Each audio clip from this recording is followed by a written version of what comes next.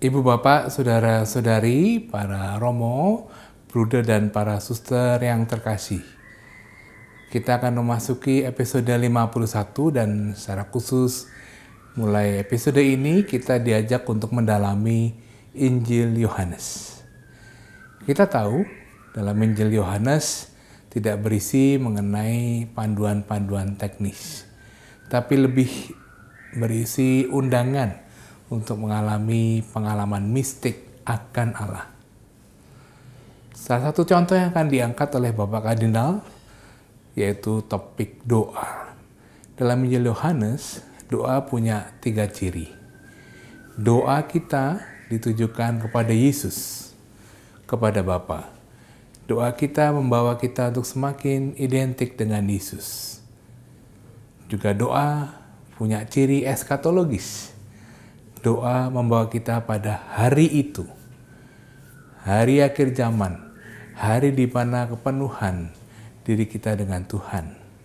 Selain itu, doa juga punya sisi transformatif, mengubah, memperbarui hidup kita untuk semakin menyerupai dengan Yesus, semakin berpikiran dengan Yesus, semakin sehati dengan Yesus. Amat menarik pembahasan kali ini. Mari kita bersama-sama bertekun, mendengarkan, merenungkan, dan berdoa.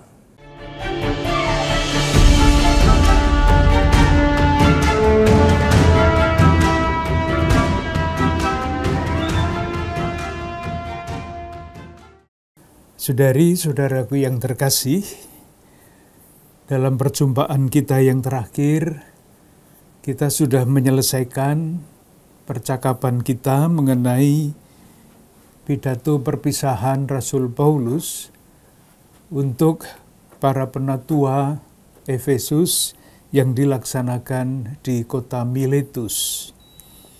Sekarang kita akan mulai dengan permenungan percakapan mengenai Injil Yohanes dalam beberapa sesi ke depan. Mungkin baik kalau kita mengingat kembali seperti apakah tempat Injil Yohanes di dalam usaha kita untuk mengembangkan iman kita. Dan tentu saja dulu ketika para penginjil itu menulis Injilnya, mereka tidak berembuk satu sama lain, apa yang kalian mau tulis, apa yang kamu tulis, bukan seperti itu. Tetapi ketika kita sekarang mempunyai 4 Injil dan membacanya dengan teliti, melihat garis-garis besarnya, ini juga pernah kita bicarakan sekian waktu yang lalu, kita dapat menempatkan masing-masing penginjil itu di dalam suatu proses berkelanjutan untuk bertumbuh menuju kesempurnaan iman. Jadi mungkin baik kalau kita mengingat sebentar peran yang diharapkan tidak harus disetujui, yang dapat dibayangkan masing-masing Injil di dalam perkembangan iman itu. Kita lihat Injil Markus, salah satu kunci dari Injil Markus adalah ada 3 ayat kunci. Yang pertama tentu saja adalah bab 1 ayat 1. Di dalam bab 1 ayat 1 itu Injil Markus atau penginjil Markus boleh dikatakan menyampaikan isi pokok tulisannya. Sehingga detail-detail yang lain nanti bisa ditempatkan di dalam isi pokok atau kerangka pokok itu. Bab 1 ayat 1 mengatakan begini, inilah permulaan Injil tentang Yesus Kristus, Anak Allah. Dulu kita berbicara ada 3 nama seolah-olah pada ayat 1 itu, tetapi sebetulnya yang ada hanya 1 nama. Namanya adalah Yesus. Nah, di dalam Injil Markus, Yesus ini mau diperkenalkan satu sebagai Kristus atau Mesias, dan yang kedua sebagai anak Allah. Dan kita semua masih ingat, bagian pertama itu berakhir pada pengakuan Petrus. Ketika murid-murid ditanya, "Apa katamu, siapakah aku ini?" Maka jawab Petrus, "Engkau adalah Mesias." Bab 8 ayat 29. Jadi dari bab 1 ayat 2 sampai dengan bab 8 ayat 28, Markus dengan berbagai macam cara membimbing para pembacanya untuk sampai pada pengakuan seperti pengakuan Petrus. Ini bagian yang pertama. Jadi ketika membaca kisah-kisah bagian pertama, kita bertanya siapa sebenarnya orang ini? Siapa sebenarnya orang ini? Pertanyaan yang terus dibuat semakin kuat, semakin dalam, dan diberikan jawabannya pada bab 8 ayat 29. Dan bagian kedua dari bab 8 sampai selanjutnya, sampai selesai, itu adalah perkenalan atau perwahyuan, pernyataan bahwa Yesus adalah anak Allah. Dan itulah yang dinyatakan pada bab 15 ayat 39. Waktu kepala pasukan yang berdiri berhadapan dengan dia melihat matinya demikian, berkatalah ia, "Sungguh orang ini adalah anak Allah." Jadi gelar pertama Kristus dinyatakan oleh Petrus, gelar kedua Yesus anak Allah dinyatakan oleh kepala pasukan. Dengan demikian sebetulnya para pembaca Injil diajak untuk menggunakan istilah yang juga sudah sering kita pakai untuk melakukan loncatan iman. Jadi dijelaskan pelan-pelan, harapan-harapan mereka diluruskan, dan akhirnya pengakuan imannya ada pada puncaknya bab 15 ayat 39. Ini sekaligus adalah revolusi penjungkir balikan faham tentang Mesias. Menurut faham yang biasa, Mesias itu adalah pemenang yang kuat, raja di raja dan sebagainya. Tetapi menurut Injil Markus, Mesias itu tidak seperti itu. Oleh karena itu, pengakuan bahwa Yesus anak Allah sebagai puncak iman justru dinyatakan ketika Yesus tergantung di salib. Ketika Yesus tampaknya kalah. Dengan demikian, pada tahap pertama, perkembangan atau pembentukan orang beriman diajak membuat loncatan itu. Kalau menerima menjadi pengikut Yesus, kalau tidak menerima ya selesai. Tidak bisa maju lagi karena ini adalah landasannya. Moga-moga maksudnya jelas. Jadi yang paling penting adalah kata loncatan iman. Bukan berargumentasi lalu kesimpulannya, oh ya saya menerima, bukan itu argumentasinya. Tetapi ketika sampai puncak, saya dituntut untuk berani meloncat apa enggak. Artinya mengatasi segala macam yang tidak bisa dijelaskan. Kalau Mesias sebagai pemenang itu kan mudah dipahami. Tetapi ketika Mesias ditampilkan sebagai yang tersalib, itu hampir tidak masuk di dalam pertimbangan paham mengenai Mesias pada zaman itu. Itu peranan Injil Markus, menantang orang untuk meloncat di dalam iman. Nah, ketika orang sudah meloncat ke dalam iman, berani meloncat, pengetahuan imannya mesti dikembangkan, mesti diperkaya. Karena kita semua tahu iman itu memang harus dipertanggungjawabkan, meskipun tidak bisa dijelaskan sampai setuntas-tuntasnya. Nah, dalam periode ini, pada tahap ini masuklah peranan Injil Matius. Injil Matius itu paling panjang, ada 28 bab. Dan ada 5 khotbah panjang di dalam Injil Matius juga. Harapannya orang yang sudah berani meloncat ke dalam iman, dikuatkan pengetahuan imannya, pemahamannya akan iman itu.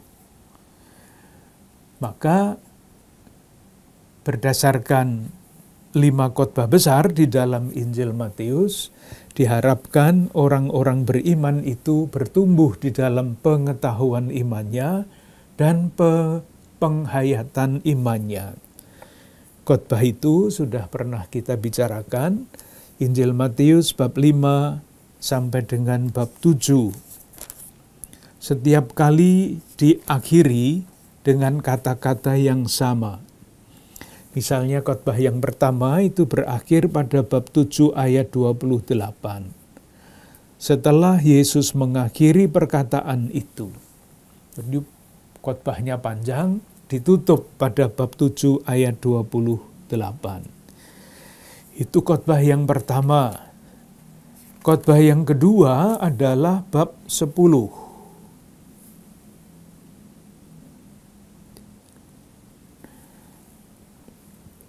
Pada bab 10, kita berjumpa dengan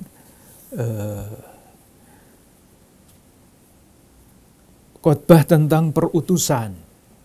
Jadi yang dibicarakan adalah perutusan para murid. Penutupnya ada pada bab 11 ayat 1. Setelah Yesus selesai berpesan kepada ke-12 muridnya. Sesudah Yesus selesai. Jadi khotbah kedua selesai. Khotbah yang ketiga adalah bab 13. Khotbah tentang perumpamaan.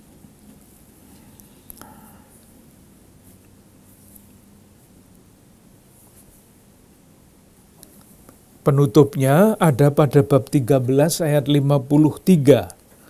Setelah Yesus selesai menceritakan perumpamaan-perumpamaan itu dan selanjutnya.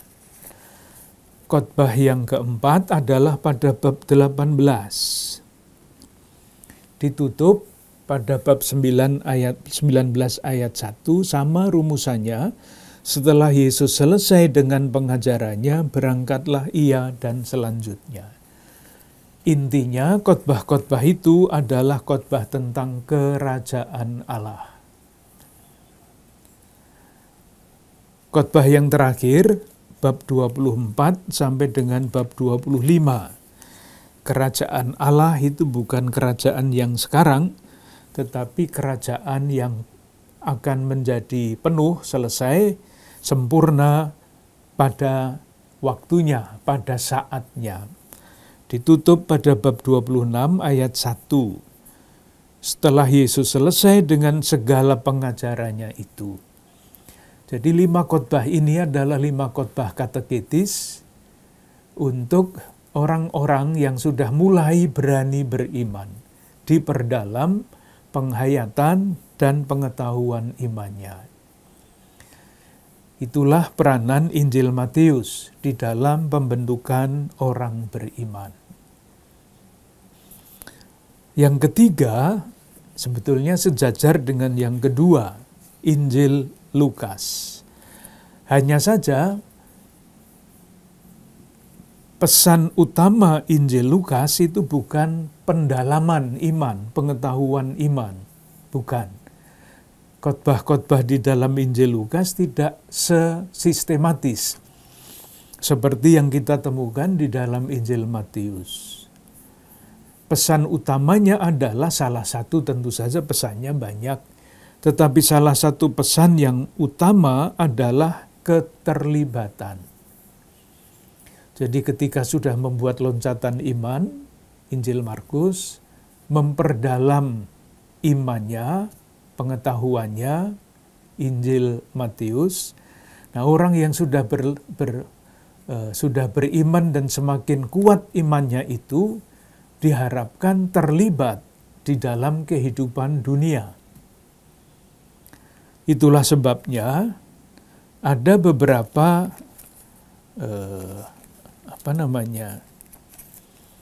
kisah yang hanya terdapat di dalam Injil Lukas. Misalnya yang mana? Misalnya Lukas bab 15. Kita semua tahu perumpamaan tentang anak yang hilang. Bab 15 ayat 11 sampai 32. Kata yang menentukan adalah tergeraklah hatinya oleh belas kasihan. Jadi bapa yang menerima anaknya kembali yang hilang itu tergerak hatinya oleh belas kasihan. Ayat 20 bab 15. Itulah wajah Allah yang terlibat di dalam kehidupan manusia. Jadi ini bukan dongeng, tetapi ini adalah lambang. Bapa yang diceritakan di situ adalah Bapa yang terlibat di dalam kehidupan manusia, di dalam kemanusiaan, di dalam sejarah kehidupan ini. Tergeraklah hatinya oleh belas kasihan. Dan Bapa yang tergerak oleh belas kasihan itu, Allah Bapa yang tergerak oleh belas kasihan itu, menjadi sangat nyata hadir di dalam sejarah umat manusia, yaitu di dalam diri Yesus yang juga selalu tergerak hatinya oleh belas kasihan ketika melihat penderitaan manusia. Jadi Bapa yang tergerak oleh hatinya oleh belas kasihan nyata dalam sejarah, yaitu Yesus yang tergerak hatinya oleh belas kasihan. Dan muaranya adalah harapan bahwa murid-murid Yesus juga tergerak hatinya oleh belas kasihan. Itu menjadi nyata, menjadi sangat jelas di dalam perumpamaan tentang orang Samaria yang murah hati. Ketika melihat pada ayat 33 bab 10 Injil Lukas, lalu datang seorang Samaria yang sedang dalam perjalanan ke tempat itu, dan ketika ia melihat orang itu, tergeraklah hatinya oleh belas kasihan. Dan perumpamaan ini ditutup dengan pertanyaan ayat 36, siapakah di antara ketiga orang ini menurut pendapatmu adalah sesama manusia dari orang yang jatuh ke tangan penyamun itu? Dijawab tidak dengan teoritis. Jawab orang itu orang yang telah menunjukkan belas kasihan kepadanya. Lalu Yesus berkata kepadanya, pergilah dan perbuatlah demikian. Jadi jawaban Yesus bukan, jawabanmu bagus, jawabanmu benar. Bukan begitu. Jawabannya adalah pergilah dan perbuatlah demikian. Jadi kata kuncinya adalah hati yang tergerak oleh belas kasihan. Sumber utamanya Bapa, nyatanya di dalam sejarah adalah Yesus yang tergerak oleh belas kasihan, dan selanjutnya murid-murid Yesus seperti orang Samaria mesti tergerak juga oleh belas kasihan. Dan ini berarti keterlibatan di dalam sejarah umat manusia. Nanti kalau kita mulai membaca secara detail, pasti kesimpulannya tidak sejelas itu. Ini kita membuat kerangka saja supaya kita dapat menempatkan macam-macam kisah itu pada tempatnya masing-masing. Nah, sekarang kita sampai kepada Injil Yohanes. Saya kira kita semua merasa, termasuk saya, membaca Injil Yohanes itu atau merenungkan Injil Yohanes itu tidak mudah. Yang paling mudah atau yang paling praktis adalah Injil Matius karena pengetahuan. Khotbah-khotbah yang mesti dipahami. Atau mungkin lebih menarik adalah Injil Lukas, terlibat, sungguh-sungguh aktif. Nah, Injil Yohanes itu tidak praktis. Tidak berisi nasihat-nasihat praktis. Tetapi adalah undangan bagi para pembacanya untuk masuk ke dalam pengalaman mistik akan Allah. Nah, ini yang menjadi tantangan bagi kita. Pengalaman mistik yang tidak praktis, tetapi mengenai hidup yang penuh dengan misteri. Itulah sebabnya saya membaca buku ini, misalnya tulisan dari Jean Vanier, seorang Prancis, yang judulnya adalah Tenggelam ke dalam Misteri Yesus. Tenggelam itu pasti tidak mudah, tidak enak juga. Tenggelamnya kemana? Ke dalam misteri. Dan misteri itu selalu tidak pernah dapat dijelaskan dengan baik.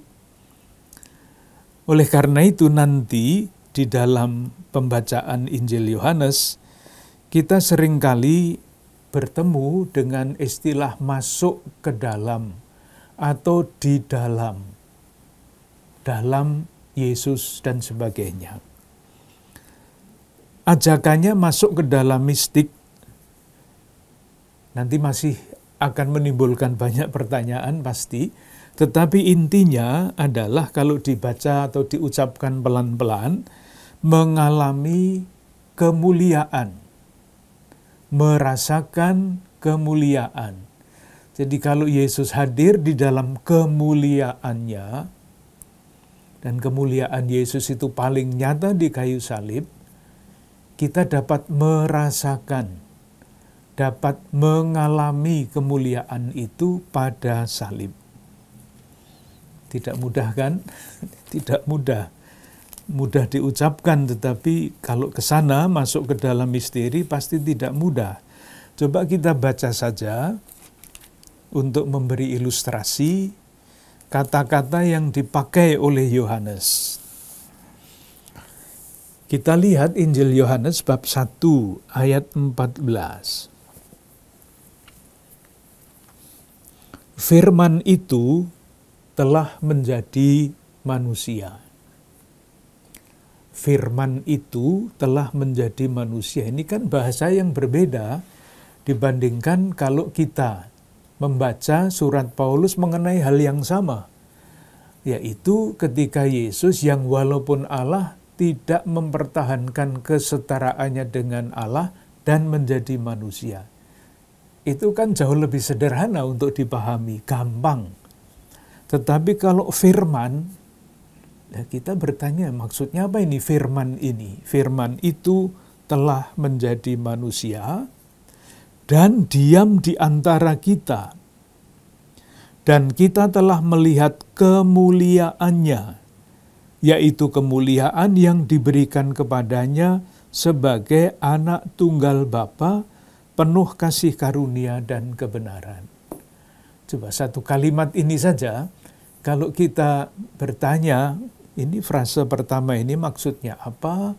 Lalu kata-kata yang dipakai ini maksudnya apa? Penuh kasih karunia dan kebenaran, tidak mudah. Kita nanti akan masuk ke dalam hal-hal yang tidak mudah seperti itu. Membutuhkan waktu untuk sendiri, untuk merenungkan, merasa-rasakan kata-kata itu. Ayat 18. Tidak seorang pun yang pernah melihat Allah. Tetapi anak tunggal Allah yang ada dalam di pangkuan Bapa, dialah yang menyatakannya. Tidak mudah juga untuk memahami begitu saja kalimat-kalimat seperti itu.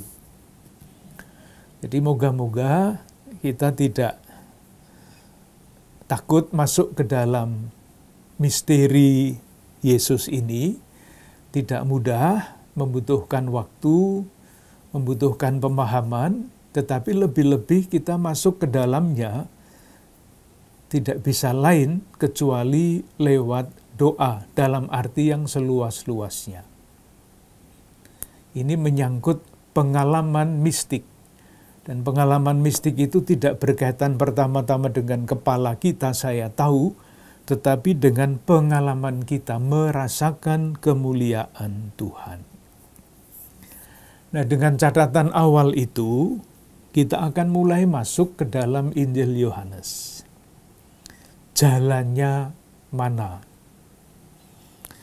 Jalannya adalah yang paling baik, salah satu tentu saja dari yang paling baik adalah masuk melalui khotbah Yesus, kata-kata Yesus yang berkaitan dengan doa.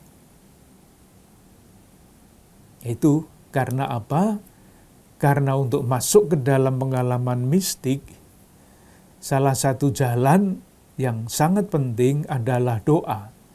Doa dalam arti yang seluas-luasnya.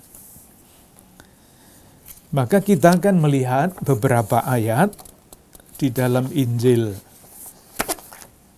Yohanes yang berbicara mengenai doa.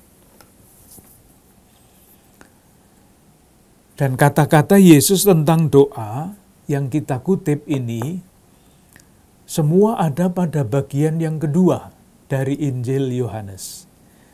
Kita masih ingat Injil Yohanes boleh dibagi menjadi dua bagian besar, bab 1 sampai dengan bab 12, dan bab 13 sampai akhir. Bagian kedua ini langsung berkaitan dengan perwahyuan diri Yesus. Siapa Yesus itu? Menurut Injil Yohanes. Jadi kita mulai sekali lagi, kita mau mencoba memahami apa artinya doa di dalam Injil Yohanes. Moga-moga kalau kita memahami maksud doa itu, kita terbantu untuk masuk ke dalam misteri, pengalaman mistik. Saya akan mencoba pelan-pelan, karena bagi saya sendiri juga tidak mudah untuk menjelaskan atau untuk mengajak memahami kata-kata ini. Yohanes bab 14. Ayat 13 sampai dengan 14.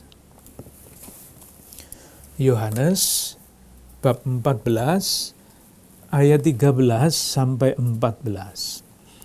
Kita baca mulai dengan ayat 12. Aku berkata kepadamu, sesungguhnya barang siapa percaya kepadaku, ia akan melakukan juga pekerjaan-pekerjaan yang aku lakukan.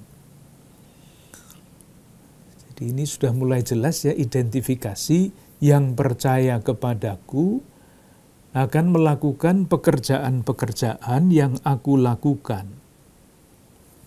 Bahkan lebih besar daripada itu. Nah, sekarang yang berkaitan langsung dengan doa. Dan apa yang kamu minta, diminta itu artinya doa, apa yang kamu minta dalam namaku, aku akan melakukannya, supaya Bapa dipermuliakan di dalam Anak. Jika kamu meminta sesuatu kepadaku dalam namaku, aku akan melakukannya. Ini kan sudah membingungkan kalimat ini. Coba kita ulang lagi ya. Ayat 13. Apa yang kamu dan apa juga yang kamu minta dalam namaku, dalam nama Yesus, aku akan melakukannya supaya Bapa dipermuliakan di dalam Anak. Jadi gampangnya minta dalam nama Yesus, permintaannya ditujukan kepada siapa? Kepada Bapa. Bapa yang akan mengabulkan permintaan itu. Tetapi pada ayat 14, kalimatnya sudah berbeda. Jika kamu meminta sesuatu kepadaku, yang pertama tadi kan dalam namaku. Sekarang ini kepadaku, dalam namaku, aku akan melakukannya. Biar kita tumpuk saja masalah-masalahnya, nanti kita baca satu persatu, lalu kita ambil kesimpulan. Itu teks yang pertama, mengenai doa, mengenai minta. Silakan ingat doa apapun yang ada pada bagian kedua Injil Yohanes, itu dalam rangka perwahyuan diri Yesus. Bab 15 ayat 7. Jikalau kamu tinggal di dalam aku, coba perhatikan kata itu, tinggal di dalam aku. Tadi yang pertama tadi, dalam namaku. Ini kata yang dipakai sudah berbeda. Tinggal di dalam aku, dan firmanku tinggal di dalam kamu, mintalah. Ini doa, apa saja yang kamu kehendaki, dan kamu akan menerimanya. Jadi ada kata lain lagi yang dipakai di situ. Sebetulnya harus dibaca sampai dengan ayat 16. Kalau dibaca semua sekarang terlalu panjang, nanti disebut saja ayat-ayat yang penting untuk menjelaskan kata-kata itu.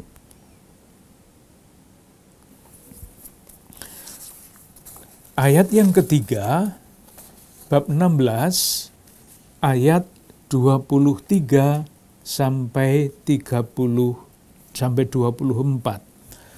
23 sampai 24. Dan pada hari itu, jadi seringkali kata-kata kecil seperti itu maksudnya itu di sini, pada hari itu, kita kan biasanya kok pada hari itu ya, kok tidak pada hari ini. Nah, itulah nanti yang akan menjelaskan banyak hal. Dan pada hari itu kamu tidak akan menanyakan apa-apa kepadaku. Aku berkata kepadamu, sesungguhnya segala sesuatu yang kamu minta kepada Bapa akan diberikannya kepadamu dalam namaku. Sampai sekarang kamu belum meminta sesuatu pun dalam namaku. Mintalah, maka kamu akan menerima, supaya penuhlah sukacitaku.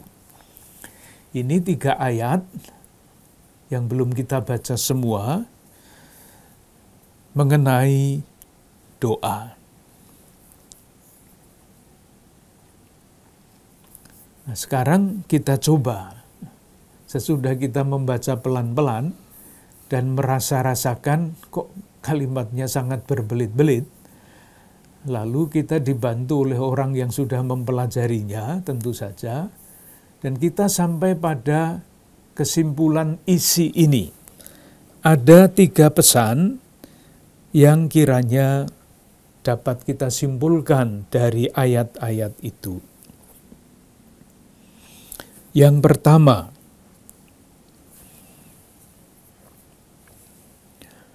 mungkin catatan teknis dulu ya. Tadi kan pada bab 14, ayat 14 itu ada dua kalimat yang berbeda, dalam namaku kepada Bapa, tetapi meminta kepadaku. Jadi tidak kepada Bapa dan kepada Yesus. Ini kan membingungkan. Catatan teknisnya, kalau ini membingungkan tidak usah diperhatikan. Beberapa manuskrip Injil Yohanes, jadi manuskrip itu adalah salinan tulisan tangan, jadi teksnya itu teks baku 1, banyak orang yang menyalin, belum ada mesin cetak, ditulis tangan. Nah, ketika membaca ini kok membingungkan sekali ya, ayat berapa tadi, 14. Maka penulis atau penyalin itu menghapuskan kalimat ini daripada membingungkan orang yang membaca, tak hapus saja.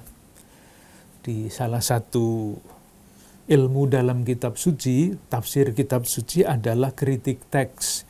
Jadi ada teks macam-macam dibanding-bandingkan, ini kok ada kalimat ini kok tidak. Lalu salah satu kesimpulannya, yang asli adalah yang sulit. Yang mudah itu tidak asli. Karena alasannya tadi, supaya mempermudah pembacanya, maka yang sulit dihapus. Nah, biasanya yang asli itu yang lebih sulit daripada yang gampang. Baik, itu soal catatan teknis, kita beri tanda kurung. Sekarang yang pertama, doa kita itu selalu berkaitan dengan Yesus. Menurut Injil Yohanes, tidak ada doa sendiri saya kepada Bapa, tidak ada. Selalu berkaitan dengan Yesus, permintaan kita ajukan dalam nama Yesus kepada Bapa. Artinya apa? Artinya, ya, sekarang kita masuk di dalam rumusan kalimat yang sulit. Doa adalah misteri. Misteri yang seperti apa? Misteri hidup kita yang berkaitan dengan hidup Yesus. Tidak gampang kan? Kalimatnya aja berbelit-belit rasa-rasanya. Sekali lagi, kalau kita berdoa, sadar atau tidak sadar, sebetulnya kita ini mengungkapkan hubungan saya dengan Yesus, Yesus Kristus. Itulah sebabnya kita selalu berdoa dalam nama Yesus. Dalam doa-doa resmi sekarang, itu rumusannya adalah dengan pengantaraan Yesus Kristus. Jadi kita tidak berdoa sendirian. Kita berdoa dalam nama Yesus.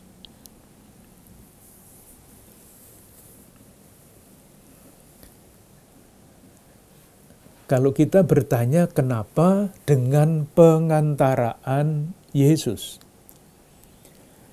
Jadi kalau kita berbicara mengenai hal itu dengan bahasa yang agak populer, jarak antara Allah Bapa dan manusia itu tak terbatas. Maka supaya manusia dapat menyapa berhubungan dengan Bapa, harus ada pengantara.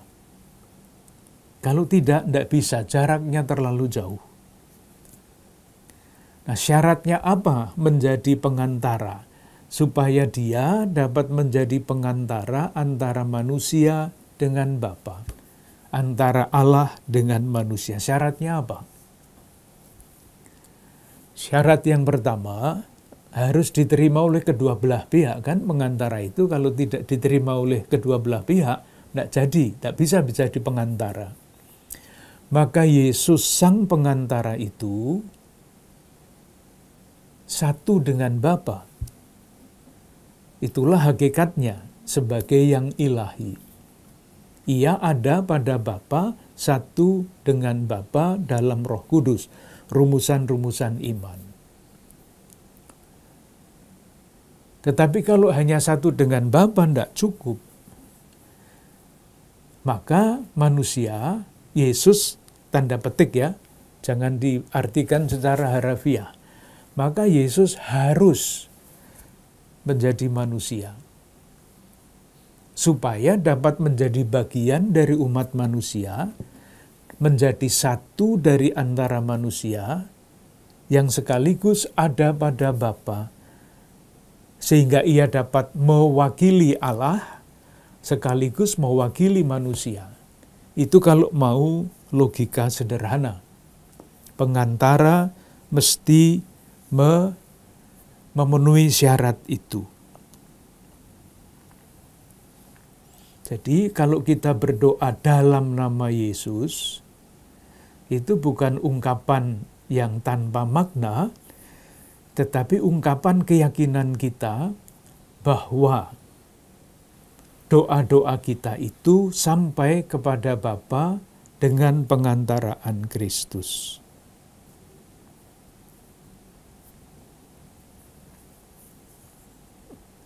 Nanti puncaknya, supaya pelan-pelan kita nanti sampai kepada yang paling pokok itu, dengan pengantaraan Kristus itu tidak hanya berbicara mengenai atau mengungkapkan kepercayaan kita bahwa Yesus itu mengantarai Allah dan manusia. Tetapi kalau kita berdoa dalam nama Yesus, nah ini sekali lagi, misteri mistik lagi, kita yang berdoa dalam nama Yesus, pelan-pelan diubah. Ini bukan masalah praktis sekali lagi, tetapi keyakinan iman, pengalaman mistik, berdoa dalam nama Yesus bukan saya sekedar berdoa, saya berdoa, Bapa di atas, Yesus mengantarai. Itu satu. Tetapi yang kedua, nah inilah pengalaman mistik, saya yang berdoa dalam nama Yesus, kita berharap pelan-pelan dengan rahmat Tuhan, kita menjadi sama dengan Yesus yang berdoa. Jadi dibawa oleh Yesus dalam doa. Susah untuk merumuskannya dengan baik. Menjadi semakin seperti Yesus yang berdoa. Itulah nanti istilahnya adalah doa itu transformatif. Mengubah diri kita menjadi semakin serupa dengan Yesus yang berdoa kepada Bapa.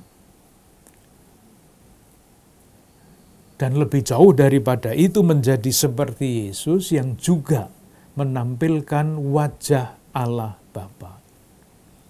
Ini pengalaman mistik. Jadi sekali lagi meskipun bisa dijelaskan dengan kata-kata, tapi sebetulnya ini lebih-lebih menyangkut pengalaman hidup kita yang amat sulit untuk dijelaskan secara logika.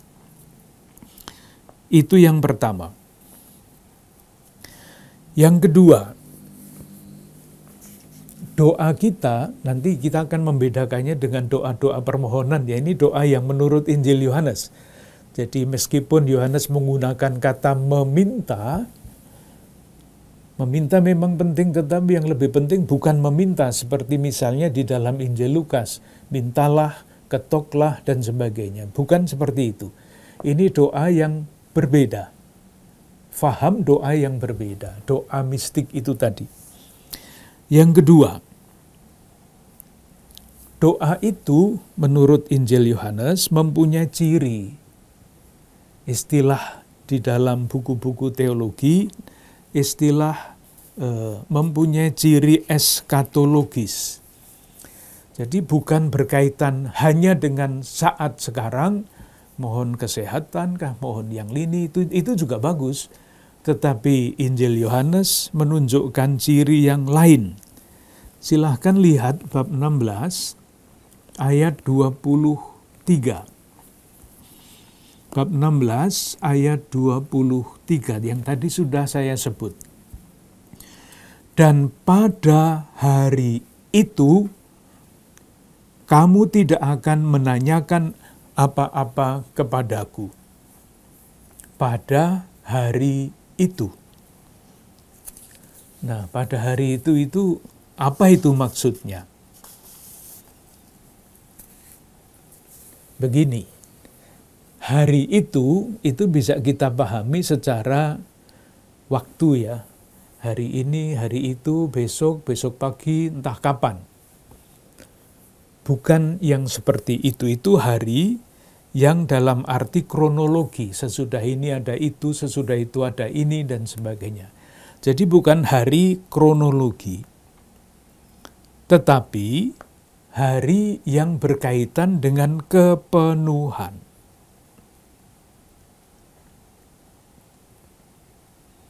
Maka dikatakan begini, dan pada hari itu kamu tidak akan menanyakan apa-apa kepadaku.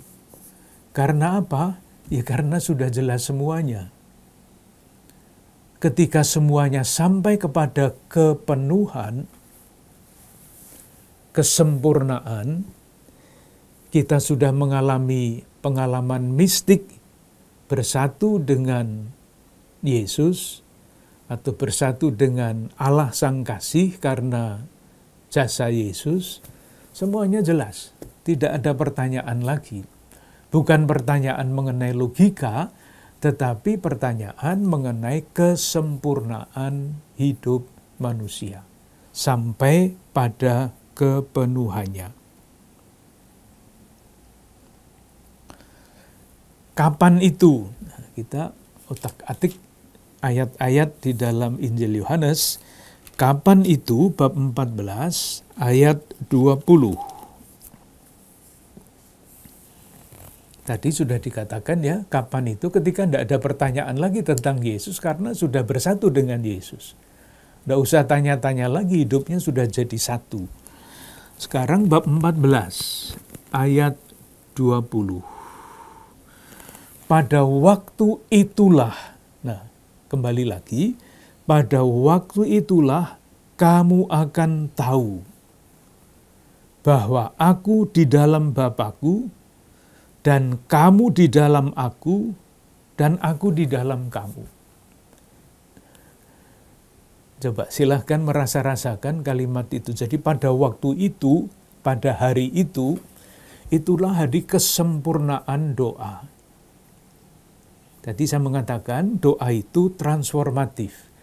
Bukan hanya dengan pengantaraan Kristus yang mengantarakan, menyampaikan doa-doa kita kepada Bapa, tetapi kita yang berdoa dalam nama Yesus, semakin hari semakin tenggelam di dalam hidup Yesus. Menjadi bagian dari hidup Yesus. Dan kalau itu sempurna, nah kita tidak ada yang sempurna. Yang sempurna adalah orang-orang kudus itu. Kita belum sampai ke situ. Tapi bicara tentang yang satu itu. Nah, maka bab 14 ayat 20, pada waktu itu, sekali lagi ini bukan waktu kronologis, tahun berapa, bukan itu, tetapi kepenuhan yang sekarang sudah dicapai oleh orang-orang kudus yang dimuliakan bersama Allah. Kamu akan tahu. Jadi sudah menangkap, tahu itu bukan logika saja, tetapi mengalami bahwa aku di dalam Bapa-Ku. Yesus dan Bapa adalah satu. Yesus menyatakan siapakah Bapa itu. Dan kalimat berikutnya, dan kamu di dalam aku. Melihat perbedaannya, tadi kan minta dalam namaku. Jadi dalam namaku itu hanya minta saja. Minta dengan pengantaraan aku, pengantaraan Yesus. Nah, kalau kita minta terus dengan pengantaraan Yesus, transformasinya yang terjadi adalah bukan sekedar saya minta supaya disampaikan kepada Bapa, tetapi sampai kepada aku dan kamu di dalam aku. Dan aku di dalam kamu. Moga-moga tidak terlalu sulit untuk dipahami. Jadi yang namanya pada hari itu adalah persatuan utuh, hidup di dalam Tuhan. Identifikasi dengan Kristus, seperti Bapa, seperti Kristus dengan Bapa. Jadi gampangnya, kalau kita terus berdoa dalam nama Yesus, doa kita itu lama-kelamaan, kalau prosesnya berjalan baik, akan menjadi doa Kristus. Karena saya yang berdoa, berkat rahmat Tuhan, masuk di dalam pengalaman mistik bersatu dengan Kristus itu. Moga-moga tidak terlalu sulit dibayangkan. Kalau diresapkan pelan-pelan kata-katanya mungkin akan masuk sekurang-kurangnya di dalam pengetahuan bahwa masuk di dalam pengalaman mistik itu adalah anugerah. Yang ketiga, kalau doa itu kita pahami dengan cara seperti itu, maka ini kesimpulannya, di dalam doa kita mengalami transformasi yang akan bermuara pada identifikasi. Jadi, kembali lagi kata kuncinya, di dalam doa, dalam nama Yesus, kita menjadi semakin serupa dengan Yesus. Semakin, itu artinya proses, bisa berhasil, bisa tidak, bisa panjang, bisa pendek. Untuk orang-orang mistik itu pendek sekali, seperti seorang kudus, punya pengalaman mistik sejak usia 6 tahun. Ada orang seperti itu, tapi itu pasti anugerah istimewa. Dalam diri kita yang sesudah dididik melalui Injil Markus, Matius, Lukas, kita masuk di dalam proses, dalam doa, kita mengalami transformasi, dan transformasi itu berpuncak pada identifikasi. Daripada dengan kata-kata sendiri, kita baca saja Injil Yohanes bab 15 ayat 7.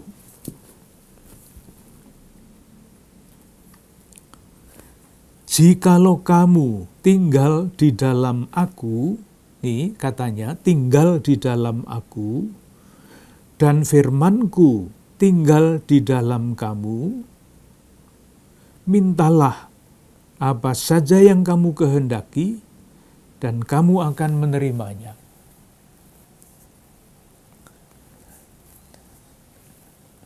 Gampangnya begini, doa Yesus itu selalu diterima oleh Bapa atau tidak?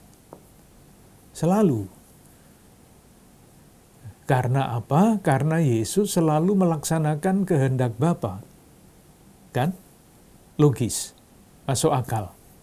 Nah, dalam rangka itu, kita baca ayat 7, jikalau kamu tinggal di dalam aku, jadi kalau disampaikan dengan kata-kata sendiri, kalau kamu sungguh-sungguh membiarkan transformasi menjadi semakin serupa dengan Yesus itu terjadi, dan sampai pada puncaknya, apapun yang kamu minta, kamu akan menerimanya.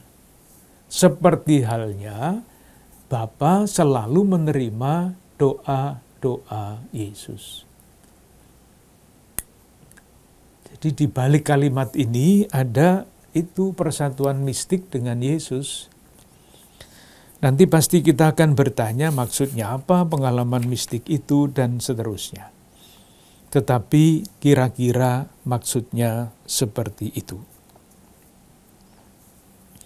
Jadi kesimpulannya, apa sebenarnya yang terjadi kalau kita sedang berdoa?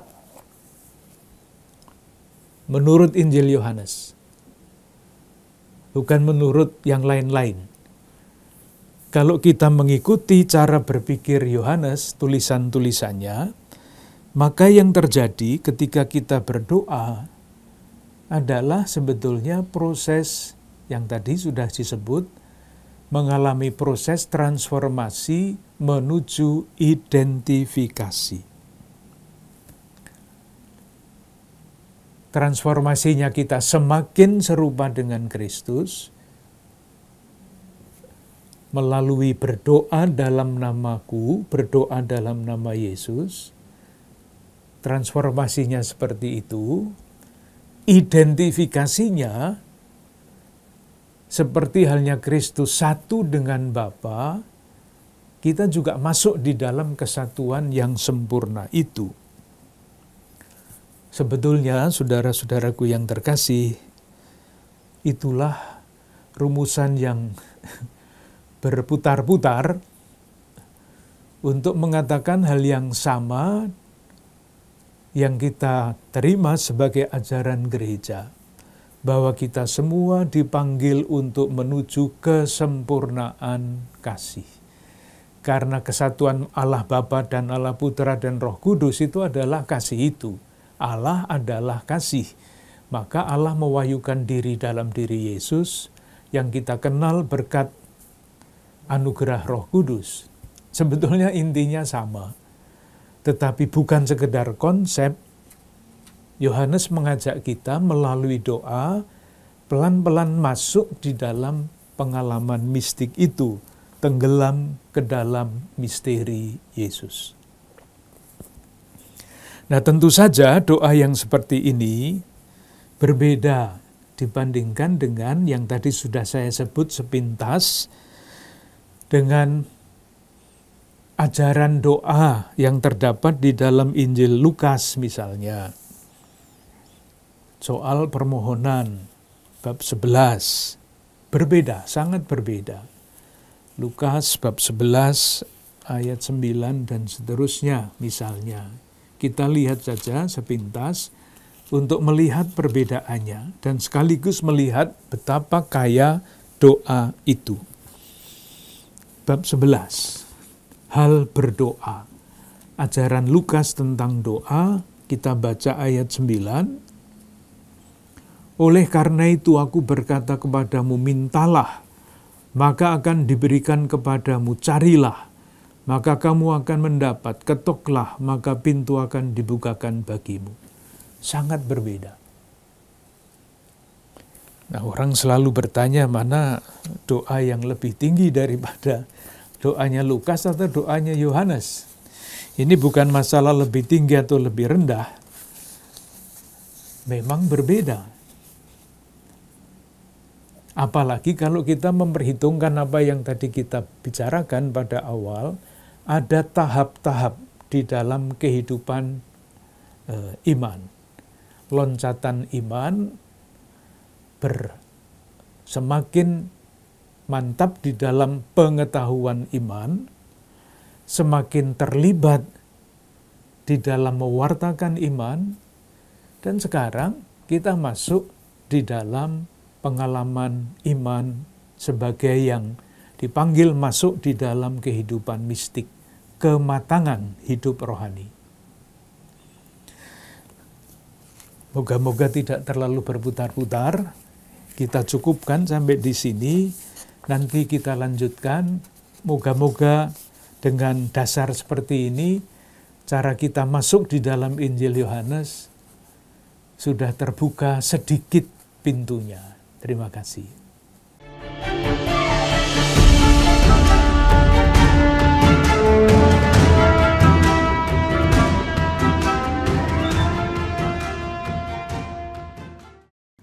Saudara-saudara yang terkasih, dengan doa kita mengalami Allah secara sejati. Doa adalah ajakan, undangan bagi kita untuk mengalami pengalaman akan kasih Allah. Dan pengalaman ini akan membentuk, memperbaharui, dan menjadikan diri kita semakin sempurna seperti Bapa. Mari kita terus membuka hati pada sapaan Tuhan, agar melalui peristiwa hidup sehari-hari, melalui doa, melalui perjumpaan, kita diteguhkan oleh Tuhan yang bekerja bersama dengan kita. Kita mohon berkat Tuhan untuk tugas perutusan kita. Semoga saudara-saudari sekalian beserta keluarga dan komunitas senantiasa dibimbing, dilindungi, dan diberkati oleh Allah yang Maha Kuasa, Bapa, Putra, dan Roh Kudus. Amin. Terima kasih, sampai jumpa.